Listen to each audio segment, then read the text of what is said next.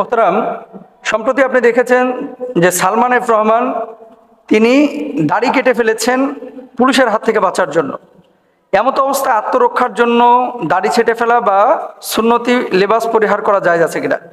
2 নম্বর, যে ক্ষমতার মোহে পড়ে মানুষের উপরে যারা জুলুম করেছে, এই সমস্ত দৃশ্য থেকে আমরা মানুষ কি শিক্ষা নিব না? এ ব্যাপারে কি আপনারা কোনো বক্তব্য দিবেন না? ভেরি ভেরি ইম্পর্টেন্ট দুটি বিষয়। 1 নম্বর হচ্ছে, ওই যে সাবেক আইনমন্ত্রী আনিসুল হক সাহেব আর সালমান এফ রহমানকে অ্যারেস্ট করার পরে ওনাকে দেখে তো প্রথমে চিনতে পারে নাই যে দাড়ি, চাপ দাড়ি ছিল, সুন্নতি দাড়ি ছিল, সে দাড়িটা তিনি কেটে ফেলেছেন বাঁচার জন্য, আত্মরক্ষার জন্য। আচ্ছা, কার থেকে আত্মরক্ষা? পুলিশের থেকে। এই ধরনের কাজ এটা অনুচিত, এটা অনুচিত। দাড়ি সব সময় আল্লাহ রসুল সাল্লাল্লাহু আলাইহি ওয়াসাল্লাম এটাকে পছন্দ করেছেন। সমস্ত নবী আলাইহিস সাল্লাতু ওয়াসাল্লাম দাঁড়িয়ে রেখেছেন। হ্যাঁ, এখন আপনি জুব্বা পরে আপনি বাঁচার জন্য চেষ্টা করতেছেন কার থেকে? আপনি নিজে তো অপরাধী, তাই না? হ্যাঁ, যদি এমনটা হইতো যে জালেম আপনার উপর অত্যাচার করবে, কোনো জালেম আপনার উপর অত্যাচার করবে, অথবা ইসলামের বা শরীয়তের বড় কোনো স্বার্থ থাকতো, তাহলে সেক্ষেত্রে আপনি পাঞ্জাবির জায়গায় আপনি শার্ট পরতে পারতেন, টুপিটা আপনি চেঞ্জ করতে পারতেন, বা টুপিটা একটু খোলা রাখতে পারতেন। দাড়ি রাখা এটা নবীজি সাল্লাল্লাহু আলাইহি ওয়াসাল্লামের বিশেষ আদেশ, এবং আল্লাহর হাবিব সাল্লাল্লাহু আলাইহি ওয়াসাল্লাম বলেছেন, কসরুস শাওয়ারি বা ওয়াফুলহা, মোজগুলোকে খাটো করো, দাড়িগুলোকে ছেড়ে দাও। সালমান এফ রহমান যে কাজ করেছে, বা অন্যান্য যারা মানুষের উপর জুলুম করেছে, আজকে জুলুম এর পরিমাণ এত বেশি হয়ে গেছিল যে আল্লাহ সুবহানাহু ওয়া তাআলা তাদেরকে এখন নিজে পাকড়াও করেছেন এবং মানুষের সামনে লাঞ্ছিত করছেন।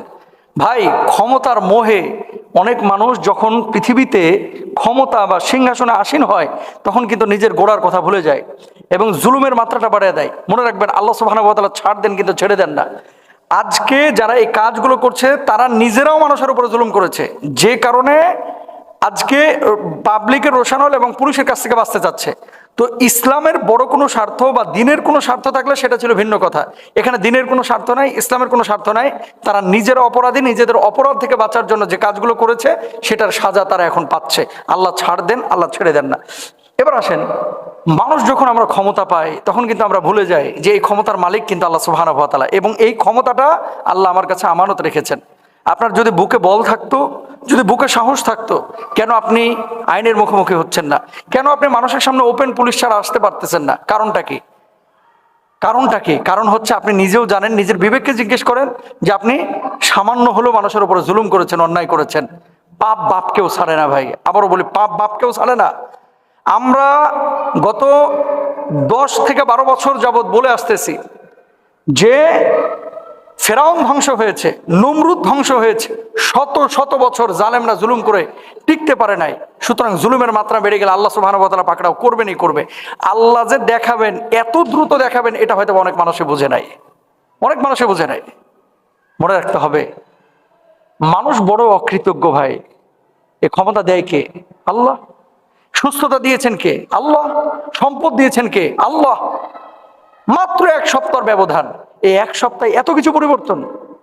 যে মানুষটার হুঙ্কারে থরথর করে সবাই কেঁপে উঠতো, যে মানুষটাকে দেখে পুলিশরা তার সাইডে দাঁড়ানোর মতো সাহস করতো না, এত বড় উপদেষ্টা, তার সামনে আমরা কিভাবে যাই? হাই প্রোফাইল লিডার, অথচ এই মানুষটাকে আজকে হ্যান্ডকাপ পরায়া জেলের মধ্যে, তারপরে এই লাল শিকের মধ্যে ঢুকিয়ে রাখা হয়েছে, খাঁচার মধ্যে ঢুকিয়ে রাখা হয়েছে, পাখির মতো দেখা যাচ্ছে। কি অপরাধী কিভাবে দাঁড়িয়ে আছে, কিভাবে দাঁড়িয়ে আছে? পৃথিবীবাসী, আপনাদেরকে শিক্ষা নিতে হবে এখান থেকে। আপনি জুলুম করে সাময়িকভাবে পার পেতে পারেন, কিন্তু আল্লাহ সুবহানাহু ওয়া তাআলা আপনাকে ছাড়বেন না। 1 বার না, 2 বার না, আল্লাহ সুবহানাহু ওয়া তাআলা পবিত্র কোরআনুল কারীমে একাধিকবার বলেছেন যে আল্লাহ সুবহানাহু ওয়া তাআলা জালেমদেরকে পছন্দ করেন না। দেখেন, রাসূল আকরাম সাল্লাল্লাহু আলাইহি ওয়াসাল্লাম স্পষ্টভাবে হাদিসের মধ্যে বলেছেন, ন্যায়পরায়ণ শাসক যারা হবে, যারা আদালত কায়েম করবে, আল্লাহ তাআলা তাদেরকে জান্নাত নসিব করবেন। আর যারা আদালত কায়েম করবে না, ন্যায় নিষ্ঠা এটাকে ফলো করবে না, খেয়াল করবে না, কিয়ামতের ময়দানে সবচেয়ে নিকৃষ্ট স্থানে এই সমস্ত মানুষগুলো যাবে। ক্ষমতার যথার্থ ব্যবহার করতে হবে। আবু সাঈদ রাদিয়াল্লাহু তাআলা আনহু থেকে বর্ণিত একটি হাদিস শুনেন। আল্লাহর হাবিব সাল্লাল্লাহু আলাইহি ওয়াসাল্লাম বলছেন, ন্যায়পরায়ণ শাসক, ক্ষমতার যথার্থ যারা ব্যবহার করেছে, কিয়ামতের দিন আল্লাহ সর্বাধিক প্রিয় এবং সর্বাধিক নৈকট্য প্রাপ্ত হবেন।